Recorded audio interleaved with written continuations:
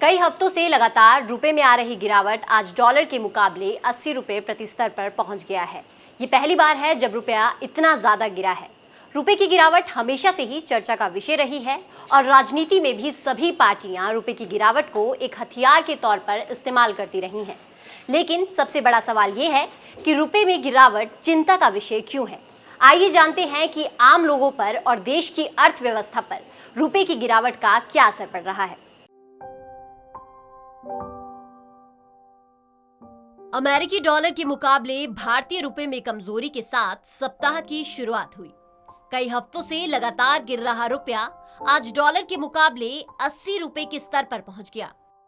ये पहली बार है जब रुपया इतना नीचे गिरा है। अगर बात सिर्फ इस साल की करें तो आज की तारीख तक रुपए में करीब 7% की बड़ी गिरावट देखने को मिली है। रुपए की गिरावट का आम आदमी पर सीधा असर देखने को मिलेगा।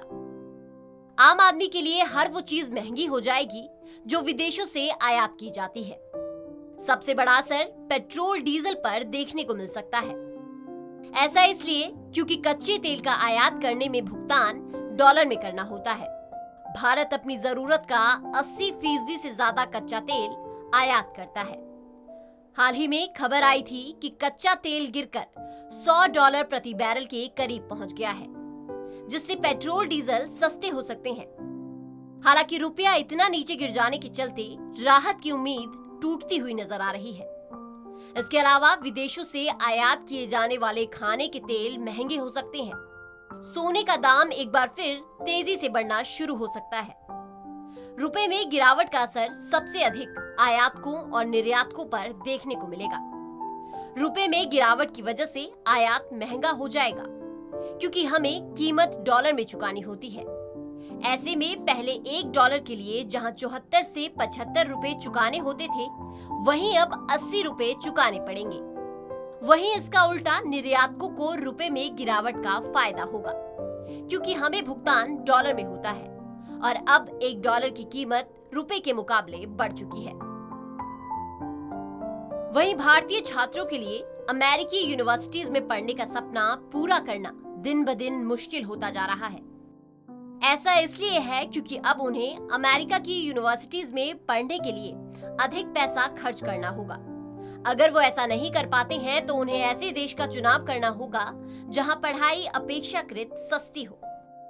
एक और वित्तीय संस्थानों को लगता है कि चिंताएं वास्तविक है और भारी भरकम शिक्षा ऋण लेने की जरूरत बढ़ सकती है। तो विदेश में रहने वाले शिक्षा सलाहकारों का मानना है कि उन छात्रों को इतनी चिंता करने की आवश्यकता नहीं है जो पढ़ाई पूरी करने के बाद अमेरिका में काम करने की योजना बना रहे हैं। आधिकारिक आंकड़ों के अनुसार भारत से 13.24 लाख से अधिक छात्र हायर स्टडीज के लिए विदेश गए हैं। ऐसे बहुत सारे छात्र हैं जो विदेश जाकर वहां पढ़ने और फिर वहीं पर नौकरी करने का सपना देखते हैं। ऐसा इसलिए क्योंकि रुपए के मुकाबले डॉलर मजबूत है। ऐसे में जब वो विदेश में पैसे कमाकर भारत में अपने परिवार को भेजते हैं तो यहाँ उन पैसों की कीमत कई गुना बढ़ जाती है। ऐसे लोगों को रुपए में गिरावट का फायदा मिलेगा।